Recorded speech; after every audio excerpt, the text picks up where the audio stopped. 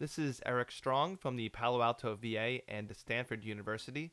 This is the abbreviated version of the 8th lecture in this course on understanding ABGs, and the topic is elevated anion gap metabolic acidoses. While lectures 3 through 7 focused on providing a collection of rules for determining a patient's acid-base status, lectures 8 through 12 will discuss the differential diagnosis for each of the 5 general pathophysiologic states of acid-base balance and to provide some insight at how to establish a specific diagnosis in an individual patient.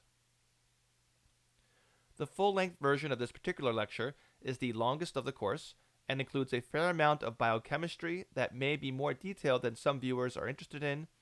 Therefore, I've made this version you're watching now, which cuts out some of the basic science and condenses commentary. The specific learning objectives of this lecture are to know the differential diagnosis of an elevated anion gap metabolic acidosis, and to be able to identify the specific etiology of an elevated gap acidosis in individual patients. For details on how the anion gap is measured and how to identify the presence of an elevated gap metabolic acidosis, please review Lecture 5. The differential diagnosis of an elevated gap acidosis is fairly long. In order to remember them, several mnemonics have entered into common usage. The most common of these is mud piles. I actually think mud piles is a horrible mnemonic and strongly advocate abandoning it in favor of 2 alternatives. First is gold mark.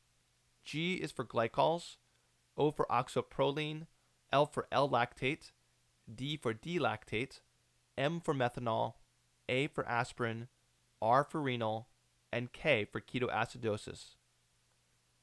Another frequently used mnemonic is COLT, K for ketoacidosis, U for uremia, L for lactic acidosis, and T for toxins. I personally really like this because it's short, to the point, and gives a more appropriate level of emphasis to the 3 most common diagnoses. At this point, I'm going to talk about each diagnosis on the differential in some detail. As I said at the beginning, there will be some biochemistry, but not as much as in the full version. This is not for you to memorize, but rather to help you understand why certain diseases result in the specific types of elevated gap acidoses. I'll start with the most important etiology, lactic acidosis. So where does lactate come from? Here is a basic schematic of the formation of lactate. It starts with glucose, which undergoes the multi-step process of glycolysis to form pyruvate. Under normal circumstances, pyruvate is converted into acetyl-CoA, which can be entered into the citric acid cycle, where it converts chemical energy into something that can be used by the electron transport chain to generate ATP in a process known as oxidative phosphorylation. All of these steps here require the presence of oxygen and functioning mitochondria. In some circumstances, however, pyruvate is redirected elsewhere. For example, in anaerobic conditions, there is inadequate oxygen to allow the citric acid cycle and electron transport chain to function. There are also places where mitochondria aren't found, such as red blood cells, and circumstances where mitochondria are not functional. In these circumstances, pyruvate is reduced into lactate. That may be where lactate comes from on a biochemical scale, but where does it come from and go to on a more anatomic scale? Anatomically speaking, lactate commonly comes from 3 locations. First, as just mentioned, red blood cells which lack mitochondria and therefore require the formation of lactate. Second, whenever cells are starved from oxygen or have mitochondria that are for some reason not working properly, they produce lactate. Finally, in exercising skeletal muscle, production of NADH exceeds the oxidative capacity of the electron transport chain. The increased NADH to NAD ratio kinetically favors reduction of pyruvate to lactate. Now, once lactate is formed, what happens to it?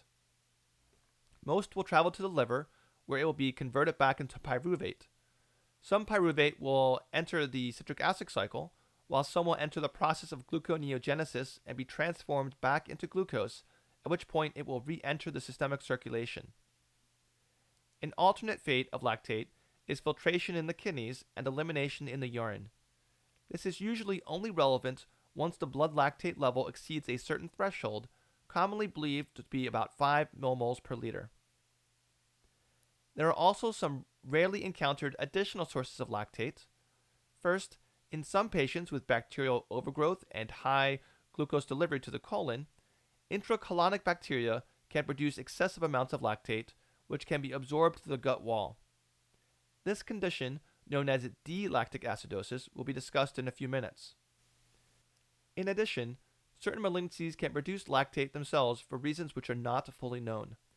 The malignancies most commonly implicated in this are lymphoma, leukemia, and multiple myeloma.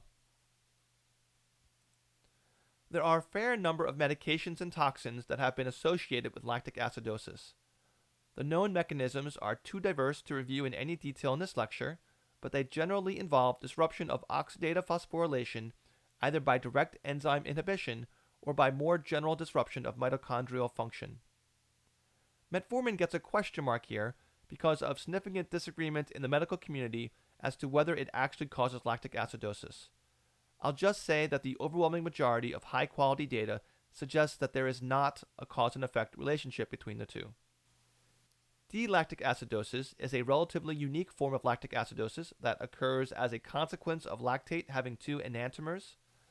The L enantiomer is the common form, which is produced in humans primarily via the reduction of pyruvate by lactate dehydrogenase. There also exists the mirror image of L-lactate, which is D-lactate. D-lactate does not normally occur in the body, but can be produced by colonic bacteria in patients who have undergone either jejunal ileal bypass or extensive resection of small bowel. In these patients, unusually high amounts of carbohydrates reach the colon, where the bacteria there metabolize it into D-lactate, which is then absorbed through the gut wall. Unfortunately, lactate dehydrogenase, normally responsible for catalyzing lactate's oxidation back into pyruvate within the liver, does not recognize D-lactate. Therefore, D-lactate accumulates as it is slowly eliminated via the kidneys or metabolized without the benefit of an enzyme catalyst. Many patients who have undergone significant resections of small bowel have asymptomatic mild D-lactic acidosis. When symptoms occur, they are largely nonspecific, but always include altered mental status with a consistent subjective observation that affected patients appear drunk. The labs of an affected patient will reveal an elevated anion gap acidosis after eating that resolves with fasting. Since standard assays for measuring lactate actually utilize lactate dehydrogenase, they are specific for L-lactate. Thus, these patients may appear to have normal lactate levels.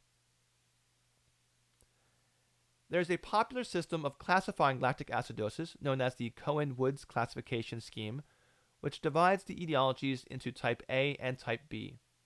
In type A, there is evidence of tissue hypoperfusion, such as that seen with shock, profound hypoxia, acute limb ischemia, and bowel infarction. In type B, there is no hypoperfusion. Type B has been subdivided into B1, which is lactic acidosis secondary to another medical disorder, most commonly hepatic or renal failure or malignancy. B2 is lactic acidosis secondary to medications or toxins. And B3 is that secondary to inborn errors of metabolism. Next, I'll talk about ketoacidosis. Ketoacids, also known as ketone bodies, are small compounds synthesized by the liver to be used as alternative fuel by cells during periods of relative glucose deficiency. Acidosis caused by the presence of ketoacids is well described in three situations: diabetes, where the condition is usually known as diabetic ketoacidosis or DKA, starvation, and chronic alcoholism.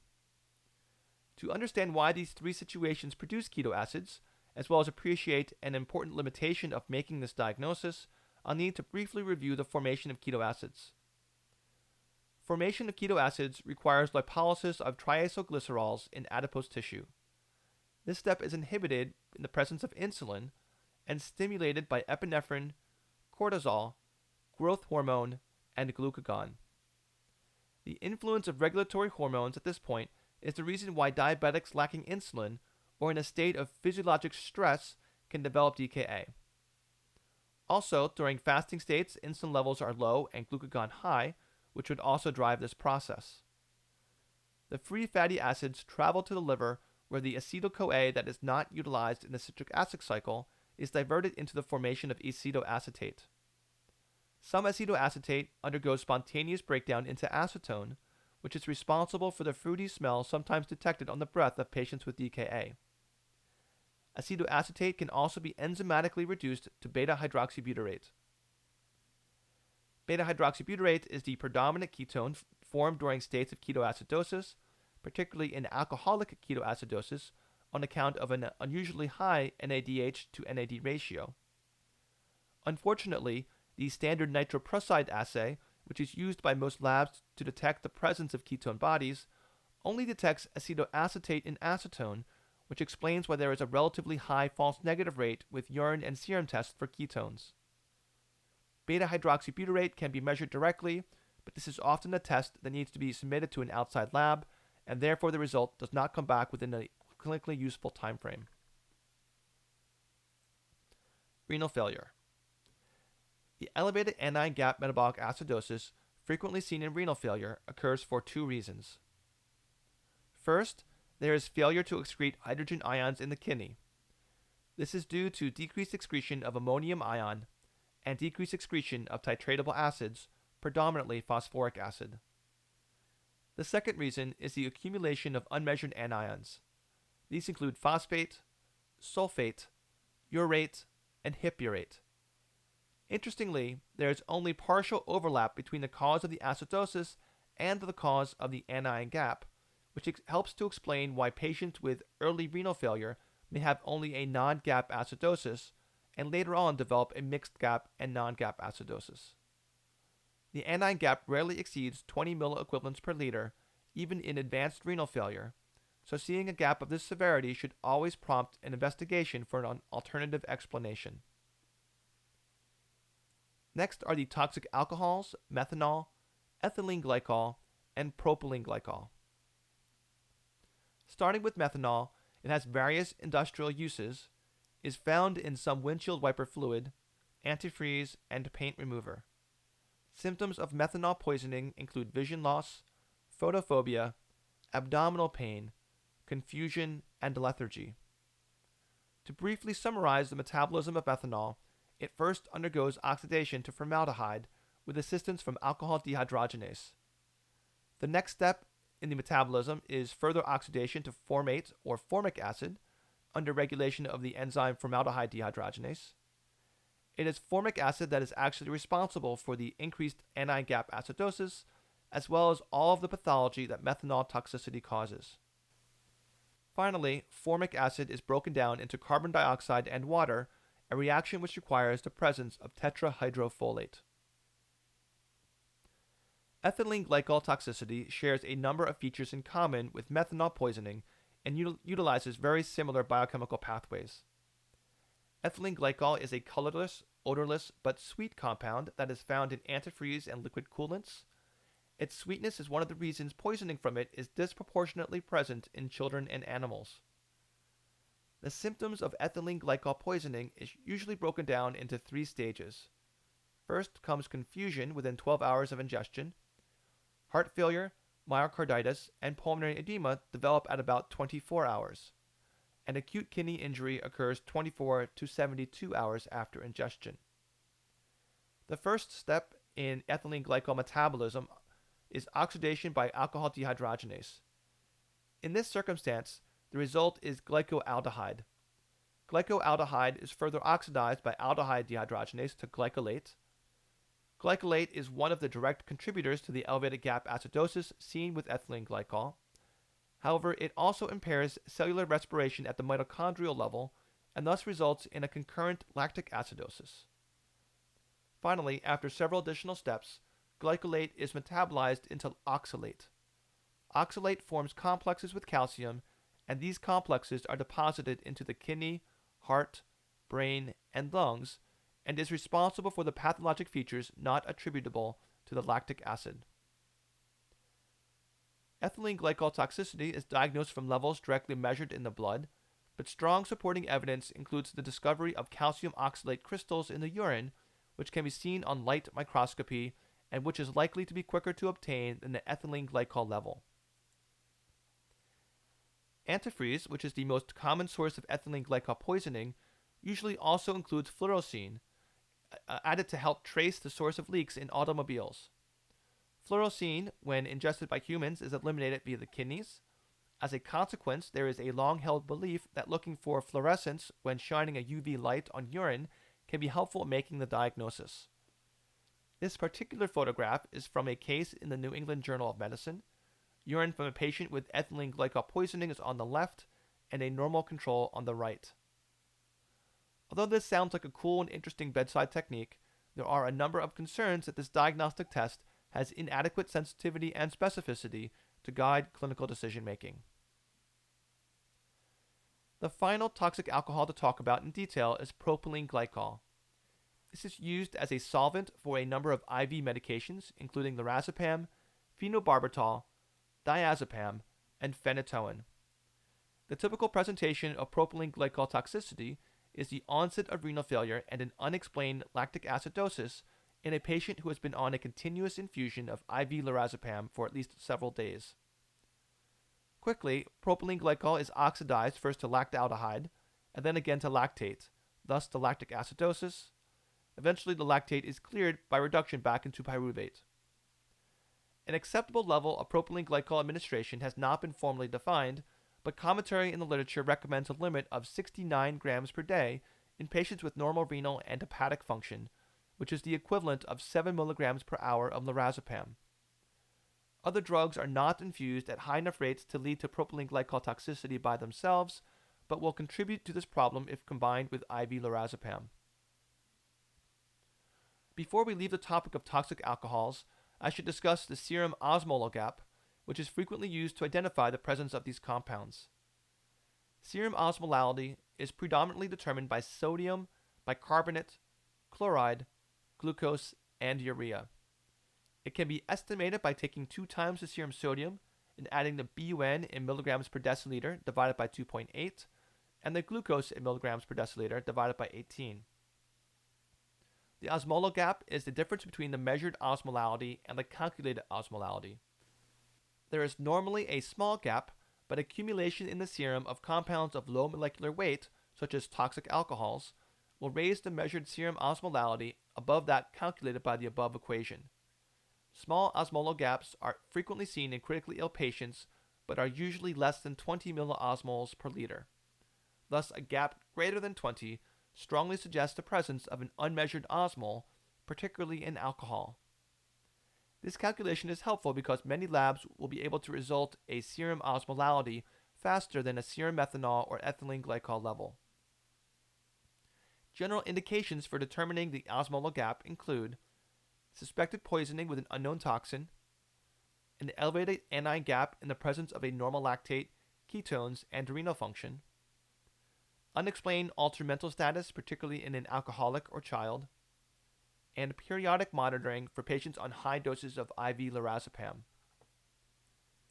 There are a few compounds that can cause an elevated osmolar gap without necessarily causing an elevated anion gap acidosis. These include ethanol, isopropyl alcohol, diethyl ether, and mannitol. So I'm done with alcohol, and I promise we're almost through the etiologies. Just a few very quick ones left. Next is toluene. Toluene is an aromatic hydrocarbon commonly found in glues, adhesives, and paint thinner. While there are many organic solvents that are available for abuse, toluene has among the highest abuse potential and is particularly common among children and adolescents where they get exposure from sniffing glue. Its prominent acute effects are euphoria, loss of inhibition, and amnesia. In higher doses, it can result in slurred speech, ataxia, seizures, and a coma. In chronic abuse, patients can develop cerebellar dysfunction and dementia, as well as renal tubular acidosis, profound hypokalemia, and renal failure. Finally, the most recently discovered cause of an elevated anion gap metabolic acidosis is a naturally occurring metabolic intermediary called 5-oxoproline. 5-oxoproline, also known as pyroglutamic acid, is part of an interesting metabolic derangement seen almost exclusively in chronic acetaminophen use, related to the decreased levels of glutathione following administration of that medication. Additional risk factors for developing oxoprolinemia include advanced age, malnutrition, chronic illness, and alcoholism, all of which are also associated with low glutathione levels. The symptoms and signs of oxoprolinemia are non-specific and are the consequences of a severe metabolic acidosis. Diagnosis requires an organic acid screen of the urine and serum, which can take weeks to be resulted. I'm going to return now to the modern mnemonics that will help you remember the etiologies of an elevated gap acidosis. They are Goldmark and CULT. Goldmark is for glycols, oxoproline, L-lactate, D-lactate, methanol, aspirin, renal, and ketoacidosis. And CULT is for ketoacidosis, uremia, lactic acidosis, and toxins. The last thing I will review is a general approach or algorithm to diagnosing the etiology of an elevated anion gap metabolic acidosis. First, always be sure the anion gap is adjusted upwards for hypoalbuminemia. Please see Lecture 5 for details on how to do that. Next, check the ABG to confirm that the patient doesn't just have an elevated anion gap and low bicarb, but actually has a metabolic acidosis as well. If there isn't one, you should consider causes of an elevated anion gap that don't cause an acidosis. These include severe hyperphosphatemia and the presence of an anionic paraprotein. Assessment of the pH will also help to assess the physiologic severity of the acidosis, as well as look for other concurrent acid-base derangements. Once an actual acidosis is confirmed to be present, check lactate and ketone levels, as these are the most common causes of an elevated anion gap acidosis. If lactate is elevated, assess for the presence of hypoperfusion. Systemic hypoperfusion means that the anion gap acidosis is a consequence of shock. If there is evidence of regional hypoperfusion, then the cause of lactate elevation is related to that. If there is an elevated lactate but no hyperperfusion anywhere, you should strongly consider a medication side effect, toxic ingestion, or lactate-producing tumor. If instead of an elevated lactate, ketones are present, and if the glucose is greater than 250, the patient likely has DKA, whereas if the patient is a heavy alcoholic, then alcoholic ketoacidosis is the probable diagnosis. If both lactate and ketones are normal, look at the renal function. A GFR less than 40 and anion gap less than 20 suggests that renal failure alone might be the explanation. However, if either the GFR is greater than 40 and or the anion gap is greater than 20, check the Osmolal gap. If that is greater than 20, you may be dealing with a toxic alcohol. If the Osmolal gap is less than 20, consider rare etiologies as well as a late presentation of methanol poisoning. The absolute last point to make is that the etiologies for the elevated gap acidosis are absolutely by no means mutually exclusive. It is in fact quite common for these to coexist in the same patient, which can hinder our ability to figure out what's going on. So that's it for the etiologies of an elevated gap metabolic acidosis. I hope you found this interesting and useful. Lecture 9 will cover the differential diagnosis for normal anion gap acidoses.